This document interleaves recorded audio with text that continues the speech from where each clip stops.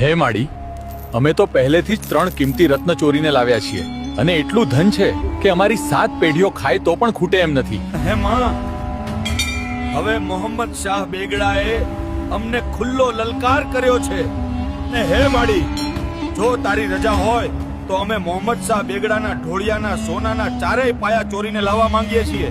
ત્યારે મહાકાળી માતા કૃપાથી પ્રસન્ન થઈ બોલ્યા, હું હંમેશા તમારી સાથે છું. જો હું તમને મોહમ્મદ શાહ બેગડાના હાથમાં આવવા દઉં તો હું ગઢ પાવાની કાળકા નહીં કહેવાઉં. મારું વચન ક્યારે કંઈ ખોટું નથી પડતું. ને પછી ખાપરો અને ઝવેરી મહાકાળી માતાના આશીર્વાદ સાથે મોહમ્મદ શાહ બેગડાના રાજ્યમાં ઉતરી પડ્યા. ને ત્યાર પછી મહાકાળી માતાએ પોતાના દિવ્ય ચમત્કારથી આખા રાજ્યમાં રહેલા દરેક માણસને ઘેરી ઊંઘમાં સુવડાવી દીધા. અને પછી ખાપરો, ઝવેરી અને મહાકાળી માતા રાજાના ઢોળિયા સુધી પહોંચી ગયા.